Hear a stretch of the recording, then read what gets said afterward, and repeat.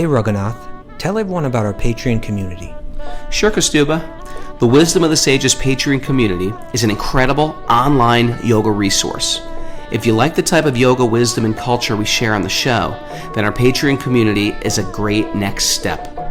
This is a listener-supported podcast, and any level of sponsorship will unlock a wide range of live and archived classes, talks, and even workshops.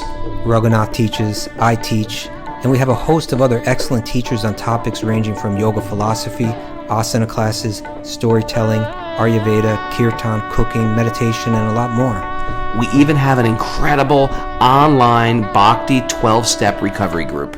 So if you want to check it out, go to patreon.com/wisdom of the sages. All right, let's get it on. Om Namo Bhagavate Vasudevaya. Om Namo Bhagavate Vasudevaya. Om Namo Bhagavate Vasudevaya.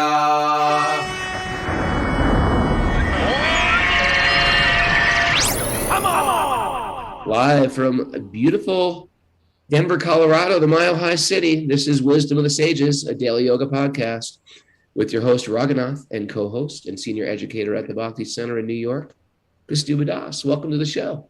Welcome to Denver, Kaustubha. I'm not in Denver. I know. That's why I'm just welcoming you to my reality. To your Denver. My little box. Thank you. Great to be here. And I want to thank all the devotees and the people and the Wisdom of the Sages others that showed up yesterday. I did a program at the new little Denver. They have a temple and a restaurant, but they have this new little cool center they built, and I did the first program there yesterday. And so many Wisdom Where of is the it? Sages people. It's Is not far. it like on the block? I don't know. I don't know because I didn't go to the temple. You couldn't see the temple like No, nearby? no. It was like down the street, I think. Okay. But it was cool. It was super cool. And a lot of people were like, yeah, Wisdom of the Sages. I listen to Wisdom of the Sages. And it was really sweet. We did it. Others. And if you want to hear that class, it was a Sweet Baby Krishna class. And we read this great passage from the 10th canto of the killing of Shishupal, which is one of my favorite stories. Yeah. You know, I went to Denver for the first time, I think, on the last, maybe not the first time, but the second time, the last Youth of Today tour. And I stopped in the temple and I met a devotee who was a musician named Titikshava Karunika. Okay. You know, he's a little older than me. He played like Krishna rock.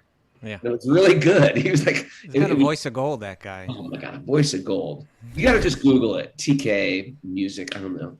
Maybe Mary, you could find it, Titikshava Karunika. But he was just like a rock, a pleasant music, but all rock and Krishna lyrics. Yeah. You know, and He's he a gave good me, musician. and I was so into Krishna at that point in my history that I took it.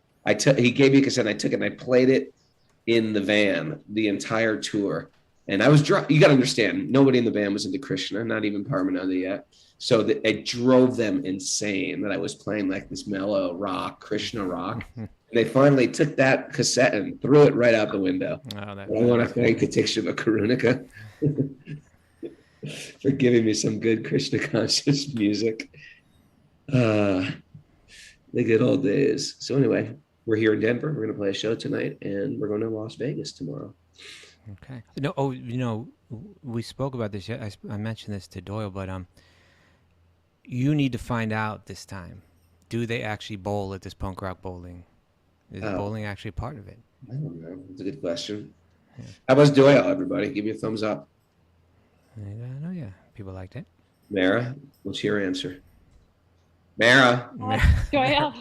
Mara. Doyle was great. We really missed you, though. Check this out. Mara's been trained very well. Mara, how was Doyle yesterday? We really missed you, Prabhu. And there you go.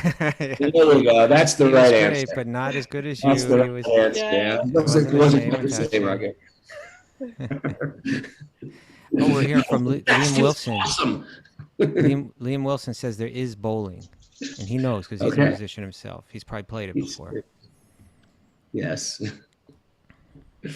Oh, Vivi met TK in Zurich. All right, well, let's so get into we're this. just let's get serious here. My Bhagavatam. Yeah, let's do it. All right. Ready? Narayanam namaskritya nuram chaivan rotamam devim saraswatim yasam tato jayam mudirayat.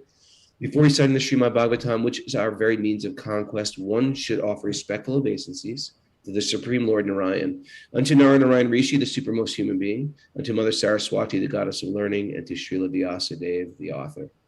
Nasta prayeshva vadreshu nityam bhagavat sevaya bhagavati tamashloke bhaktir bhavati naishtiki. By regular attendance in classes in the Bhagavatam and by rendering service to the pure devotee, all that is troublesome to the heart will become extinguished, and loving service to the personality of Godhead, who is praised with transcendental songs, will be established as an irrevocable fact. Om Jnana Tamarandasya Jnananjana Shalakaya Chaksurunmidatam Nena Tasmai Shri Gurave Namaha.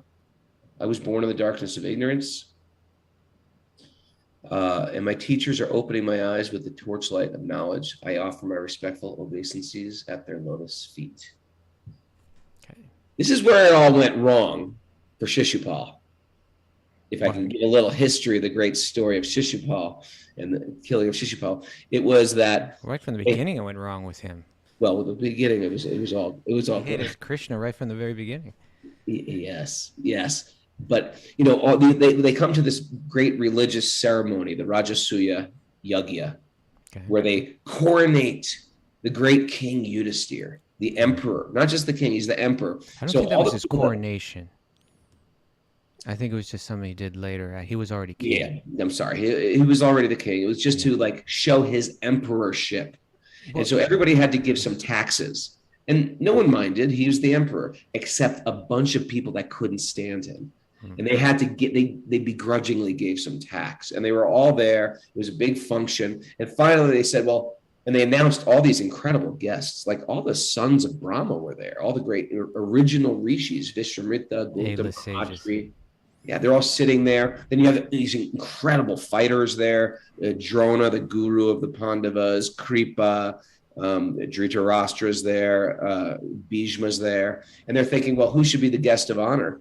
And Sahadev, Arjuna's young brother, says, well, there's no one obviously here greater than Lord Krishna. Yeah. Lord Krishna is the God of all gods. Like the demigods worship Krishna. He's the source of everything. Everything that we're offering into this sacred fire is all emanating from Lord Krishna himself. Of course, Krishna's got to be the guest of honor. And everyone said, Jai, Jai. Everyone agreed. Everybody except those who hated Krishna. And they were all disgruntled. They were disgruntled by Krishna. They were just, and you know what's interesting? I was saying yesterday this in class. It's like, as soon as you worship Krishna, did this happen to you, Kaustubha? When I first got into bhakti, when I first got into Krishna, when I first like fell in love and read the science of self-realization, and I was going, oh my God, this makes more sense than anything I've ever heard. This makes total sense. I can't believe it. I can't believe it. I found truth. Wait till all my friends and family hear about this. They're going to be so happy. They're all going to accept it because it makes so much sense. And you go home and you're trying to tell them about the parampara and madhvacharya and the soul is eternal and God is one, and all you got to do is chant the holy name, and the holy name is eternal and it's for all people. There's all you need is one prayer now, the Maha Mantra. And everybody was like, not only neutral, there are some people who were like, oh, you're so sick in the head. Like they were against it.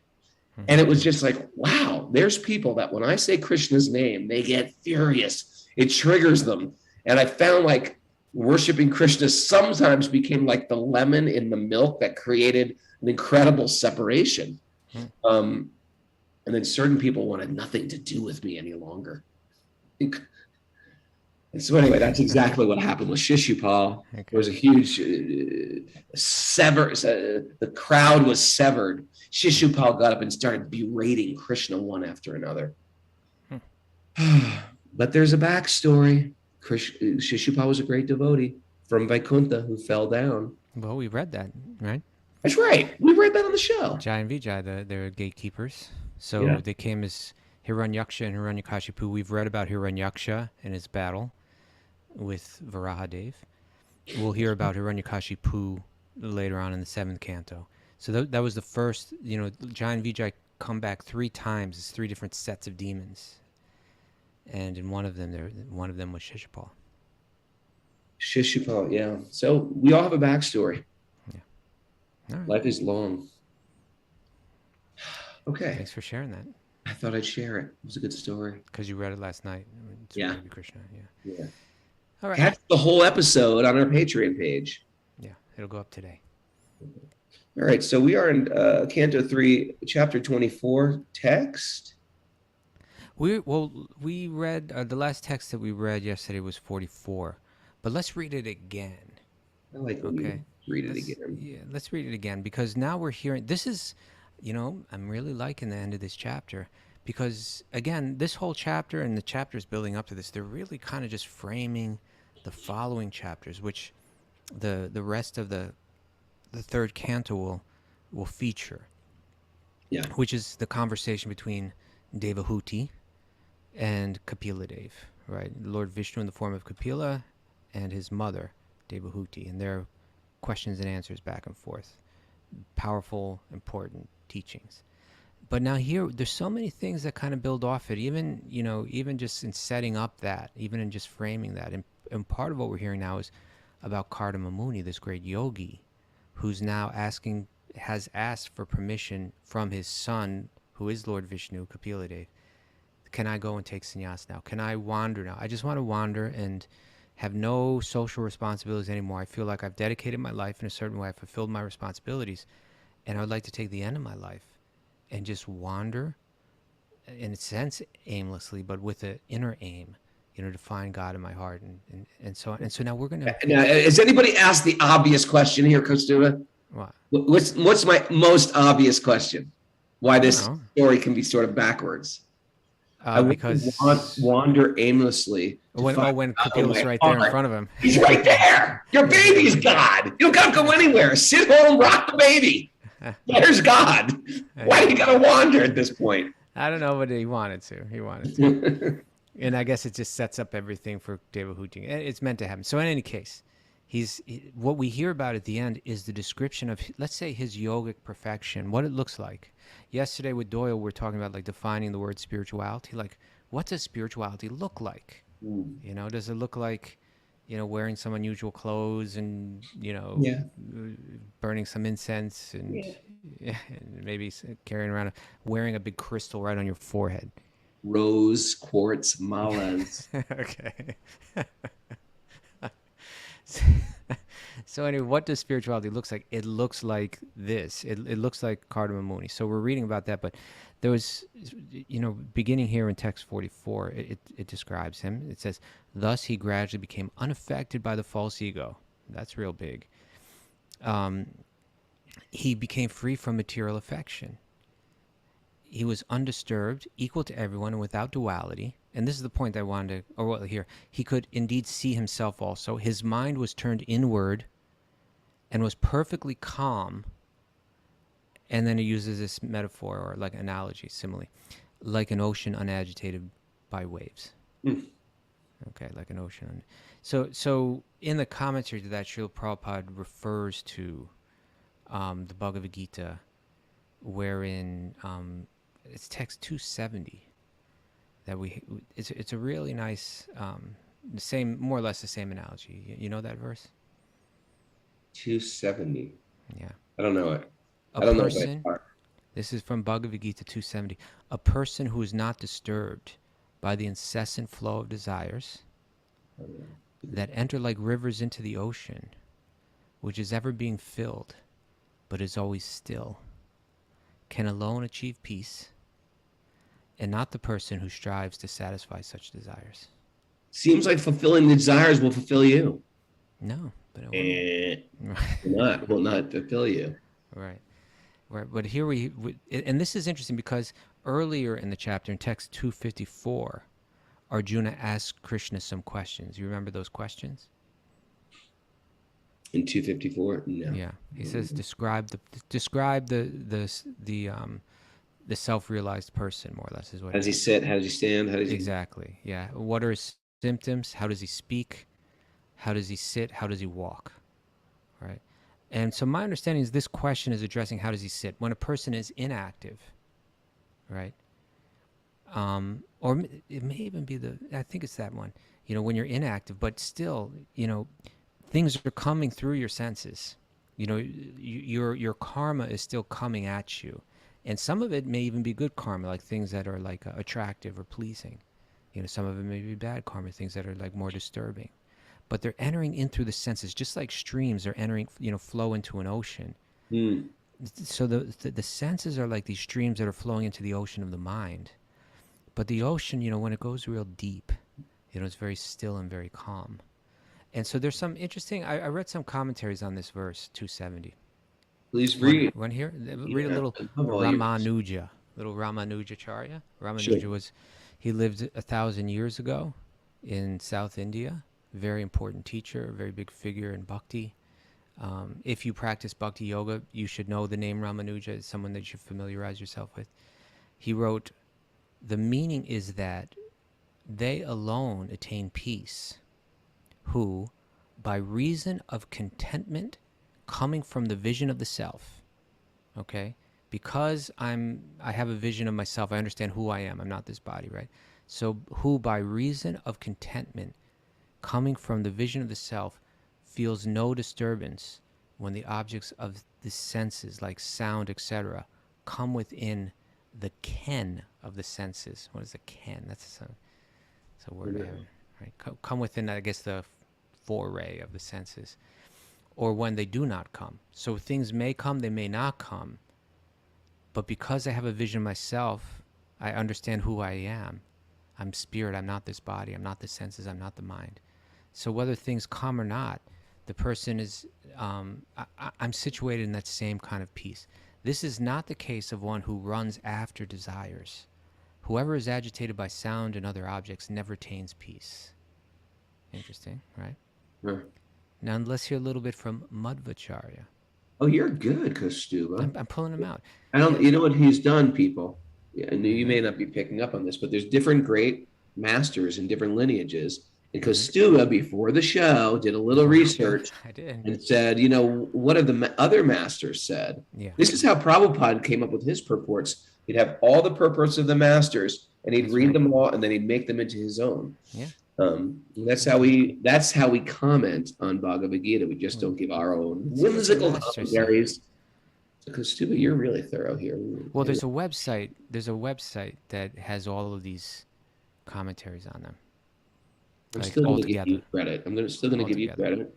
Okay. What's No, the website? Maybe Mara can put it on the board. She let can me put see. the damn spatula down for a moment. Let me see. Let me pull up this website. It is called. Oh, come on. Hold it.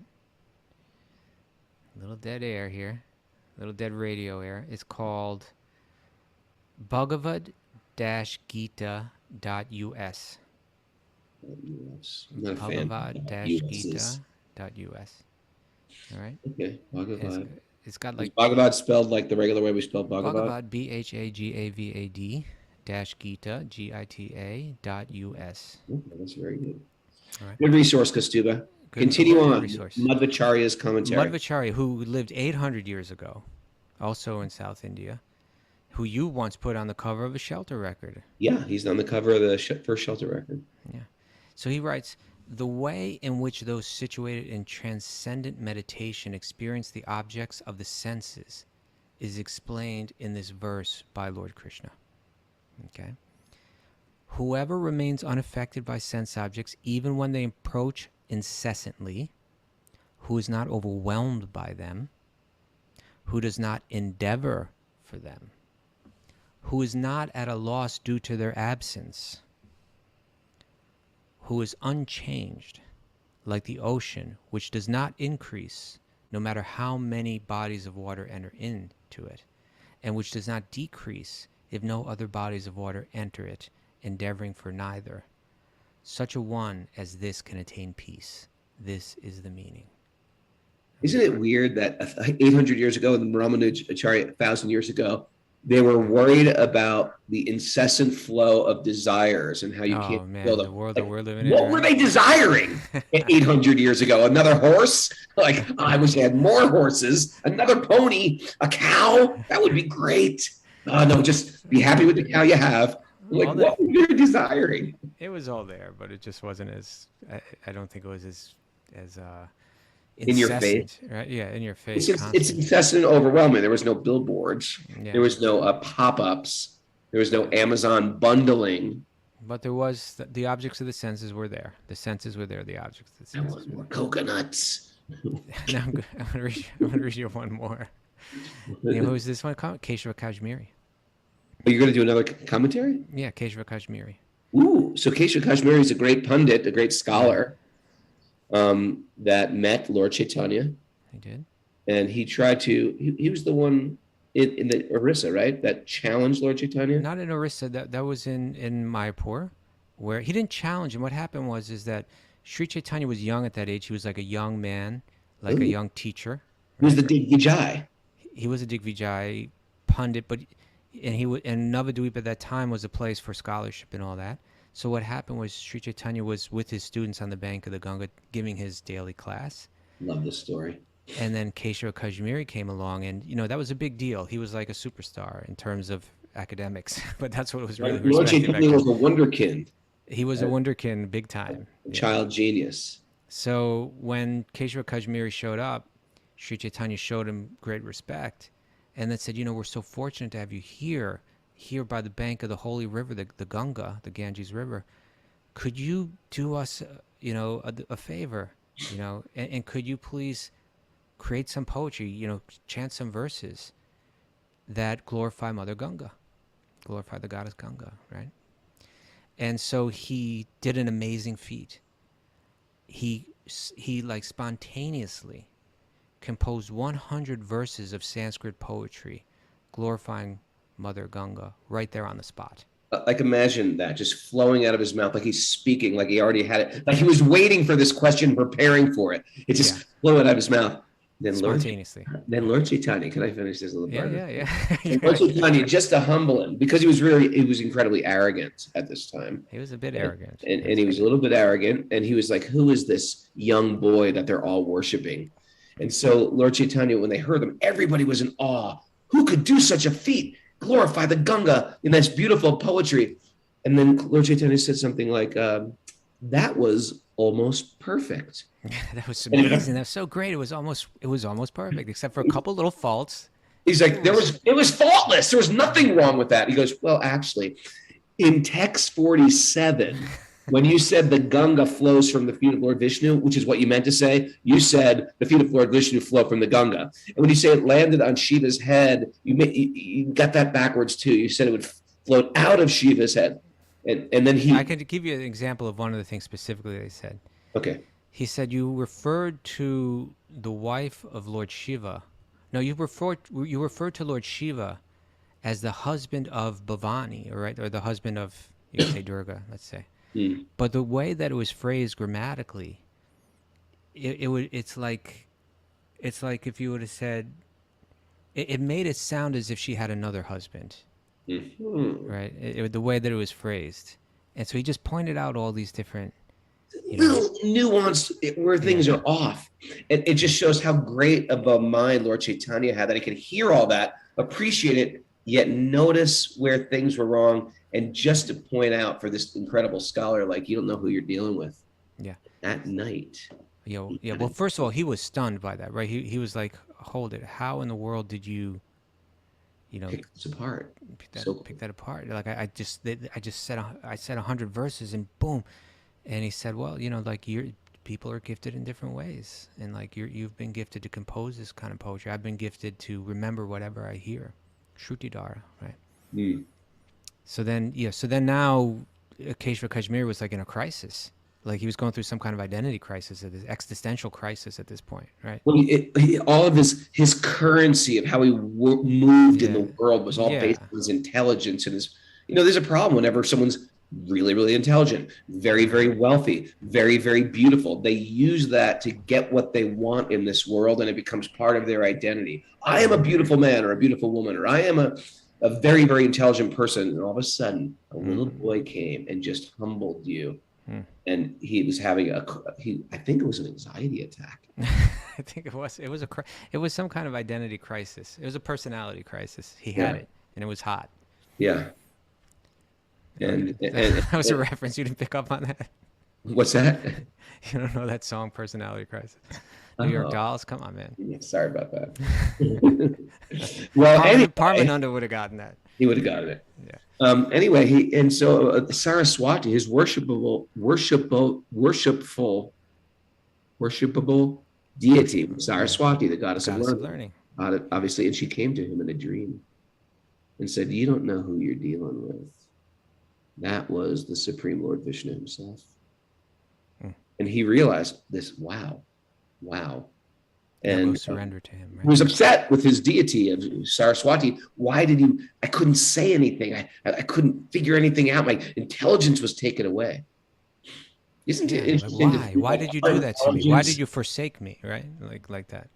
Isn't it interesting to think that our intelligence is also gifted to us? It can be taken away at any second. By a being, by this divine feminine being, Saraswati. And sometimes we know the answer to something, but we can't think of it. Saraswati just withdraws it from us.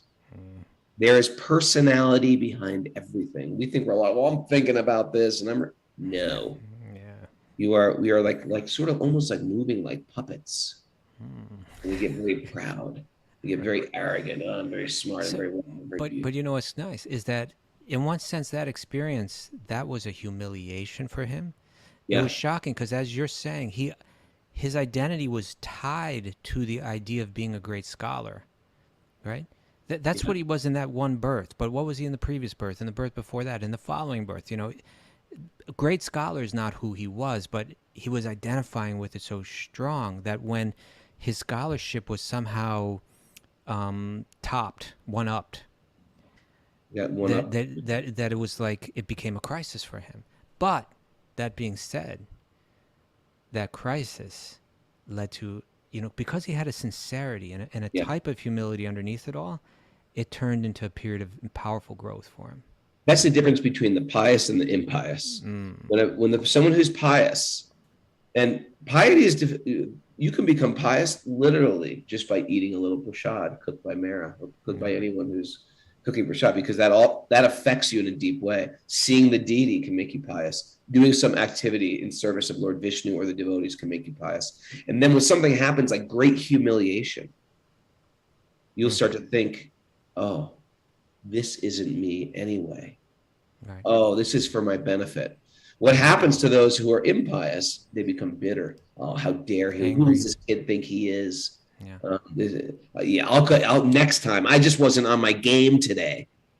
But obviously, he became a great soul. I mean, he was already a great soul. But it's one of those classic stories of how humiliation for a person's a little arrogant. Their humiliation cuts them down, and then they rise back to this very beautiful position. Like the story of Lord Brahma, right? So many are there, yeah. The story of recently I witnessed a kind of a debate between two people where one person came out and made a very bold statement publicly, and then another person came by and pointed out the flaws in what that person had said.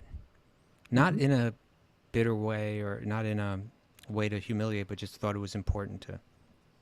And it's just very interesting to see, like, can the first person grow from it and accept it, or do they become bitter and fight no matter what? Dig their heels in. No, you're not right. I'm right. Yeah.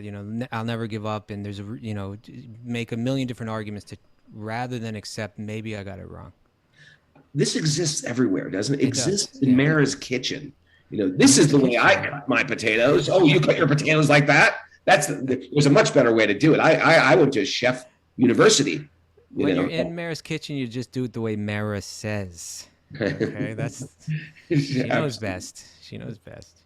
But it's one of those things, though, that the little arrogance and the getting humiliated, it's all on so many levels. It happens in a marriage. I mean, people sometimes like, I'm going to dig my heels in. I'm going to be right. I'm going to make my point. And in the name of doing that, like, there's no love between the spouse anymore. But I showed them. Right. I'd rather be right than be like in love. Right. So Keshava Kashmiri, he did have that piety.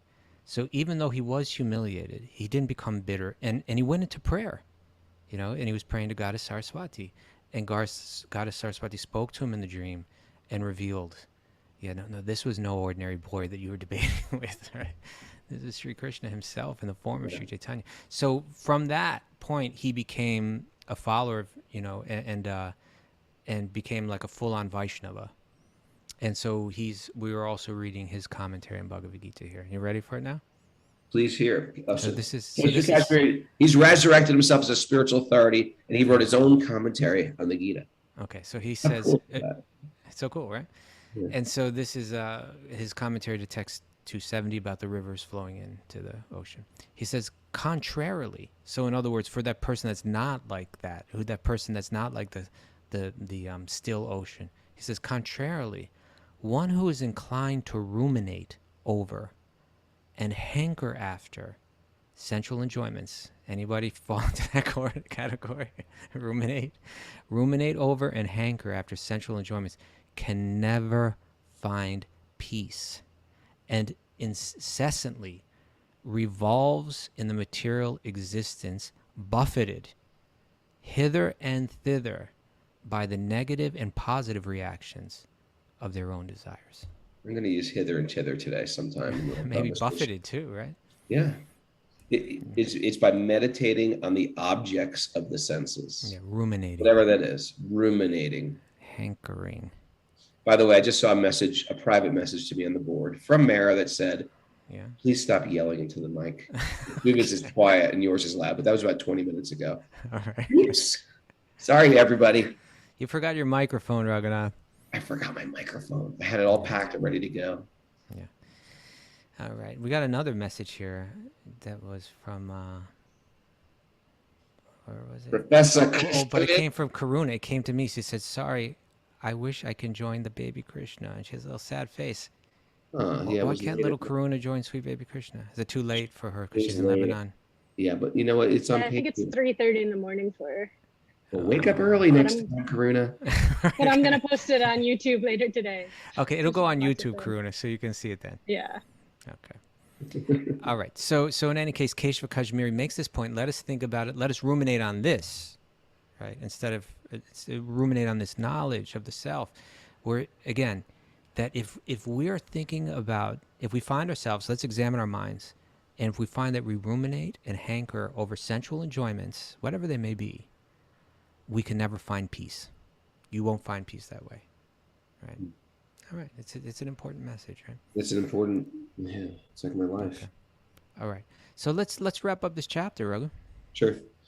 Text 40, I'm lost now. Where are we? Why don't we go ahead and just read straight through 45, 46, 47, and then discuss them. He thus became liberated from conditioned life and became self-situated in transcendental devotional service to the personality of Godhead Vasudeva, the omniscient supersoul within everyone.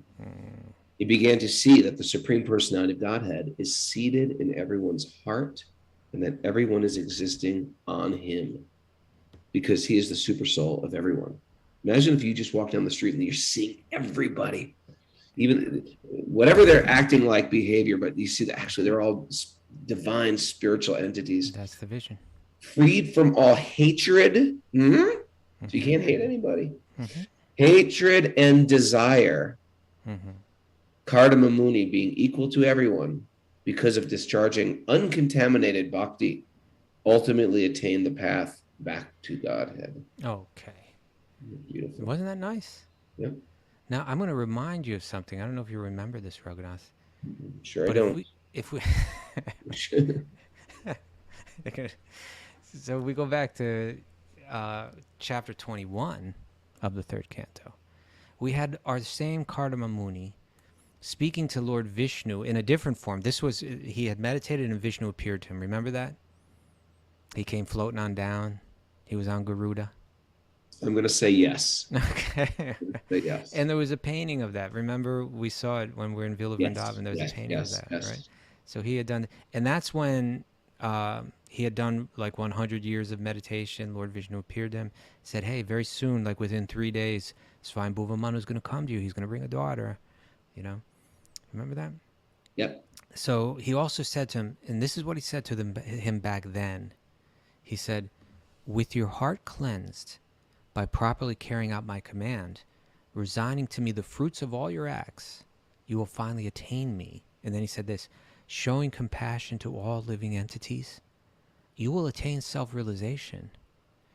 Giving assurance of safety to all, you will perceive your own self as well as all the universes in me and myself in you. Okay? What? Well, this is exactly what we're reading. In other words, Lord Vishnu is penetrating everything. Really, that's even what Vishnu means, from what I understand, like the Vish syllable. It has to do with like permeating or penetrating, right? So like we understand that Vishnu, he's the soul of the entire material world. And then from his bodies, Mahavishnu, come unlimited universes. In each universe, he again appears as the soul of that universe, as Garbhodakshai Vishnu. And then from him comes Lord Brahma, who creates all the bodies of all the other living entities. Then he enters into all those bodies as the third Vishnu, Kshirodakshay Vishnu. Right? And he's in the heart of every living being as the Paramatma. So he's penetrating everything. He's even penetrating every atom. And so here it's saying that you're going to perceive Lord Vishnu in these two ways. One, if you go back to Mahavishnu, that all the universes exist in him. Everything is in him. Everything's supported by him. He's the source of everything, and he is the network, that supports everything. And you perceive that, you get that. You're not blind to that as you move through life. You realize we're all being supported by Vishnu. We're all the energy of Vishnu. But you're also realizing that he's also entered into me. So I'm in him and he's in me. Both. Right? So you're perceiving, and that's the other Vishnu, the Paramatma, the Kshirodakshay Vishnu within the body. So he's saying you're going to understand this. You're going to show compassion to all living entities. That's going to be the platform from which you can begin to understand this, right? Once we're in competition once we're in what to speak of bitter competition. I was just thinking about this morning, Bitter competition? Well, just that we enter this world. Is there somebody in your life? No, it's not that. Yeah.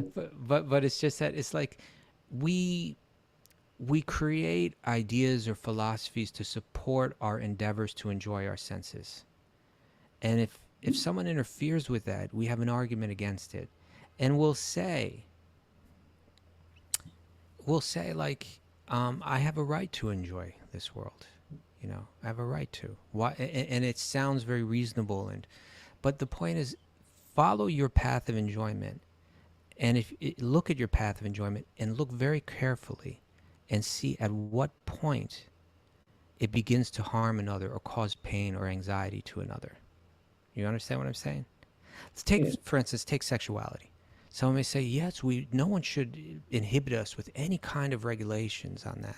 It's something that we should be allowed to enjoy freely. But you follow the path and you see how far down that path you get before the pleasure that you're deriving from this begins to hurt another, begins to alienate another, begins to cause pain to another. And we'll see that this world, the way that it's designed, is that we're always bumping into each other. In the endeavor for my enjoyment, I cause pain to another. And so therefore the yogis are saying, let that go. Don't ruminate on the objects of the senses.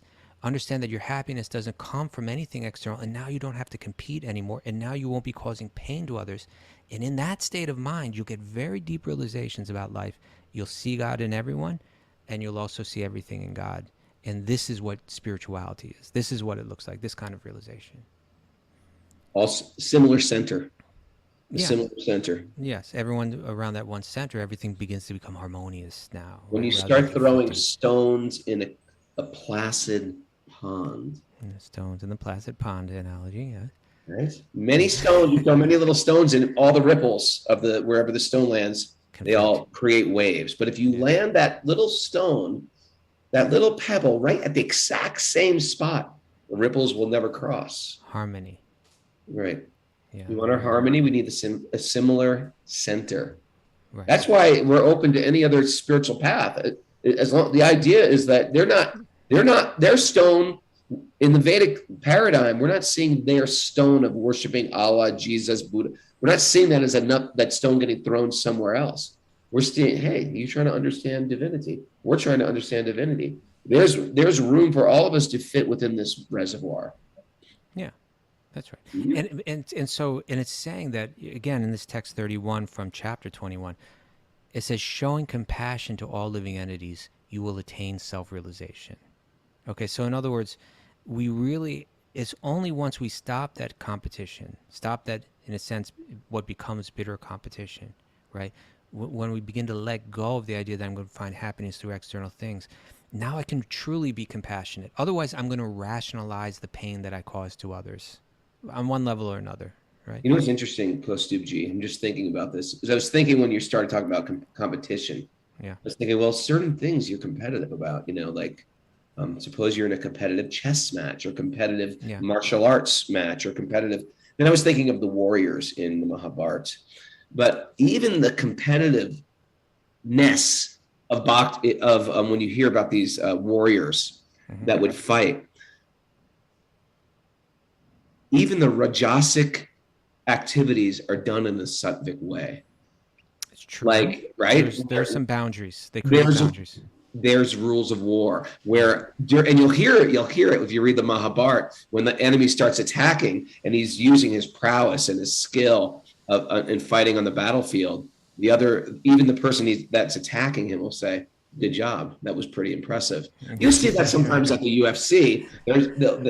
After a fight, no one wins, it's a draw. They'll be like, yeah, that was a great fight. Yeah, that's a great fight. Where you're actually doing, in one sense, what's actually appearing brutal, but you're doing it more as an artist in a sattvic way. It's not just a bully or someone filled with rage, etc. Yeah. But even that being said, in other words, yes, and within a higher culture, even that bitter competition is regulated in such a way where it becomes less destructive. But even within that realm of like of a higher social order, still those great kings, they were waiting for the day when they could hand over all the because within that realm of responsibility, they have to do things. They have to compete. They have to bump up against others in ways that cause pain. You regulate it as best as you can. Sometimes you have to hurt someone so that you can protect others. Sometimes some people have to suffer so that more people will benefit. And there's so many questions about what is right, what is wrong, what is dharmic, what is adharmic when you're playing in that realm. But all those kings that we read about in Bhagavatam, they were waiting for that day, right? When they could hand over all that responsibility. They didn't see that position as like the realm in which they would derive their enjoyment, although so much enjoyment was available to the king. They wanted to hand that over so that they could wander off into the forest and live this life where they can not have to make those kind of decisions and not have to enter into those kind of competitions and just move through the world with compassion for every single living entity and gain these deeper realizations about life. They were eager for that opportunity.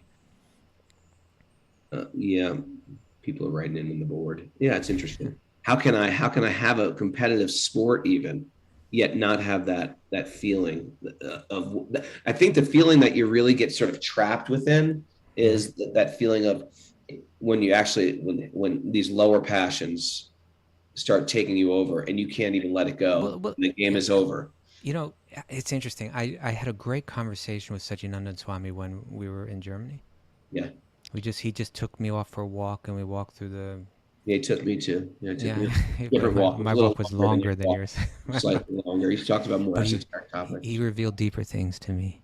Yeah, he told me I'm in the next Acharya. I forgot to mention that to you. But he told me that he said that to you to make you feel better, but that it was actually me.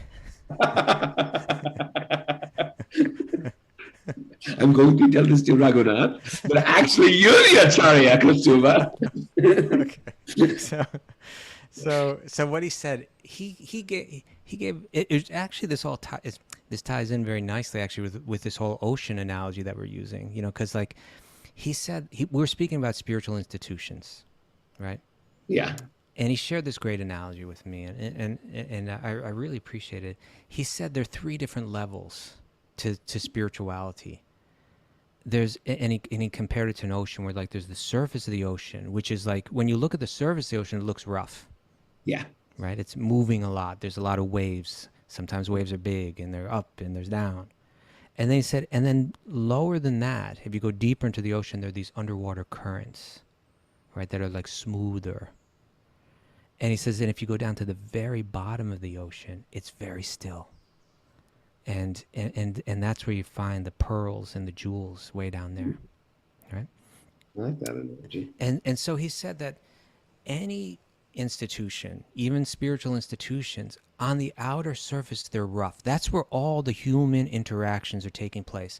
That's where people are bumping into one another. That's where mistakes are made, scandals are there, like all the rough things about life, they're going to take place there because we're humans and this is this world. So Yeah. like even within like noble endeavors, in institutions, there's always going to be problems. There's always going to be ups and downs. There's always going to be people benefiting, and there's always going to be some level of scandal. Take it for granted. That's the way it works.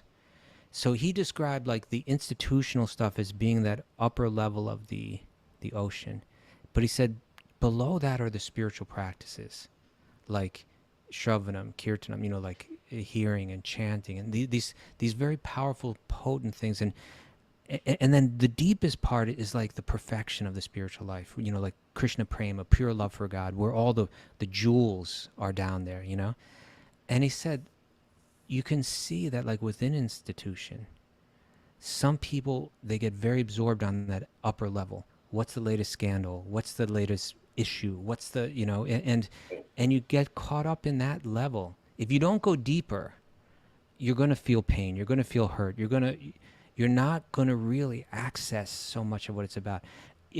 And when you see something wrong or something disappointed, the temptation is to become very absorbed in that. Mm. But he said, but the people that are practicing more with more concentration on that next level, which is accessible to us, that level of going deep into the practices, if you go there, you begin to, there's some stability there. It's not as rough and it's not rocking back and forth. And from that position, you can look at the rough surface. You can understand it for what it is and not be rocked by it. You can understand that that's the nature of this world, that let it not, interfere with the depth of my I'm not going to practice. stay there. I'm not going to stay Yeah. on that surface. Yeah. I thought it was really helpful. I thought that was, a really interesting thing. And I think it relates to what you're saying now is like, and people maybe are asking, what you're saying you were reading from the board, people are asking about like, say it again, like if I'm in a competitive sport or whatever. Like, Sure. or in a competitive business world, Sure. or whatever it may be. That's going to be rocky. Know it for sure. There's no way around that. So what you need to do is get deep into your practice. Set aside time. Set aside hours in the day. Set aside days in the month. Set aside months in the year. Create boundaries where you go deep into these practices. And then, although you're not, until you're ready to retire or whatever, step away from that world, you're going to be dealing with the roughness of that outer layer. Mm. But you're going to have that stability of the inner layer, and you're going to be able to interpret that roughness from that deeper level to say, yeah, I know the business world is always going to be like this. I know that there's always going to be, difficult dealings and people disappointed and people angry and all that. And that's part of that's how this world operates. I get it. I'm not expecting more from it. I'll do the best I can to be an instrument of peace within it as much as I can. But maybe I still need to compete on a business level. But I have that deeper spiritual thing going on, and so I'm not rocked. And eventually I'll let go of even that of that surface activity and go deeper. It's true. And it's not just in the business world. It's in the kitchen with Mara and her competitiveness and all that goes on You there. could write a book about what goes on in that kitchen. The Right? chefs have egos. Oh, look at that. Whoa. And then goes Lifted up a cleaver over there. in the hospital, right? Suppose like in the hospital, the healthcare workers and the interdealings and the politics of so the much. hospital. Yeah. And then, but they're there actually to help people, Right. But there'll be disagreements about how to best do that. And Yeah. And then tempers will flare, and that happens in this world. Incredibly useful. to focus on why we're here in the first place, why we're here. And sometimes you might get to this point, I don't even know why I'm doing what I'm doing. That's an important place to be also, because I think you can somehow shift away from that. But let's look, with our last few minutes, let's look at what's described here about Cardama Muni. If we go even back a couple verses before what we read today, it describes that his mind was fixed on Pada Brahman, right? He kept his mind fixed on God. He became unaffected by false ego, right? He was no longer identifying with his mind or his body or any temporary designation, a man, woman, whatever it might be. He became free from material affection. In other words, his affection went to God. His affection was to people on the spiritual level and not to the things of this world. His mind was undisturbed. He was equal to everyone. He was free from duality. When it said that he gave up hate and desire, that, in other words, I think even here hate means like aversion and attraction. Like I'm attracted to this and I'm averse to that. I love this and I hate that, So his mind turned, from that position, he was able to see himself. His mind turned inward. He was perfectly calm.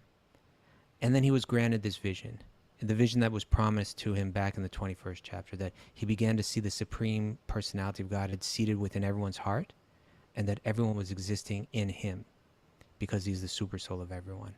And that's what spirituality looks like. We should all have a plan in life, a strategy in life, how we're going to get there. What steps we're going to have to take to get there and what we're doing today about it. And that's how you practice spirituality. All right. Oh yeah.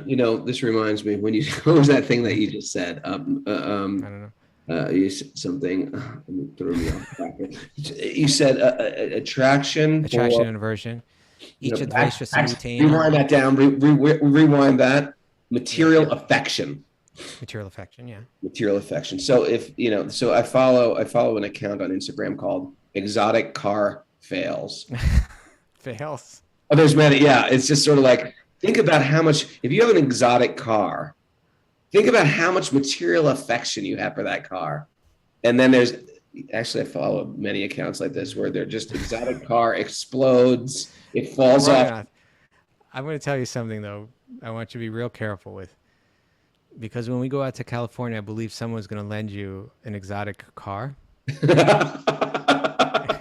Make sure it's not built. I mean, you got to see this. Look at this one. But you sound like you're setting yourself up. Yeah, exotic car.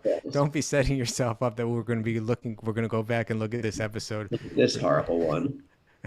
Okay. I thought we were going to see one in Siena when those Lamborghinis were revving up their engines. I was like, oh my God, exotic car fails. I should film this. Thanks, everybody. What do we have for hashtags today, Mary? I need a takeaway. I need to put something in my pocket today.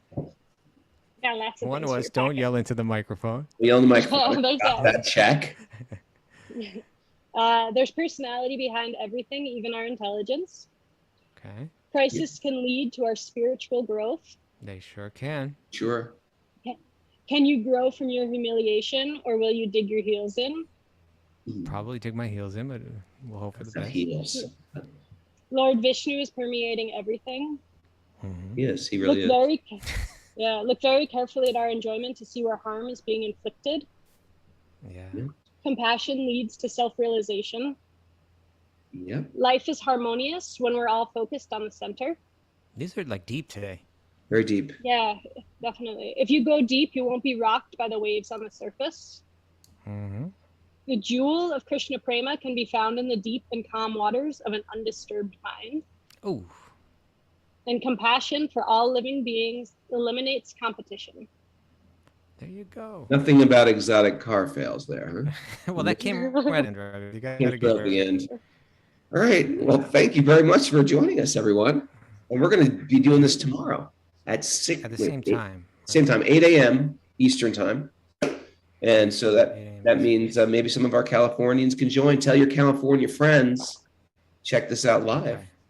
Mara will send you the secret codes. Hey, if you're listening as an other out there and you want to join us live, it's fun. We look at each other, we send each other private messages, we wave, we spy on each other's home decor. I look on people's bookshelves, like Linda right now, and I blew up Linda really big. I'm trying to see what she's reading on her bookshelf, things like that. I go through their house. I go through their home, see what they're eating, see what they're cooking, watching Jimmy James make his coffee. I know exactly how he makes his coffee. Thanks, everybody, for joining us.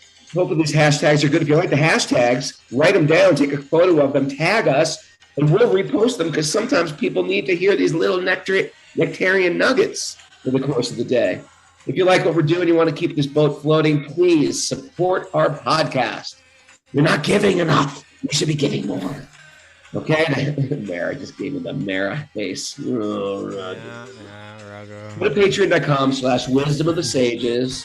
Well, our Patreon pledges went down. They're supposed to go up. They went down. They're going back up. Went back. Back up. After I said that yesterday, and I shamed everyone. You weren't even on the show yesterday. As soon as you got off the show, things started to... As soon as they all got on, it spiked. Well, I'm like Parmananda as my co-host on Monday, my friend. Oh, you're kicking me off, are you? How about that? Let's get we got Parmananda on Sunday as well. Oh yeah, we're having the special Youth of Today episode. Make sure you join in for that Sunday. Even if you don't like hardcore, it might be interesting for you. And Q&A day is Saturday, so get your questions in for Q&A day. Thanks everybody for joining us, and now it is time for Karuna to dance. Look at her go. Dance.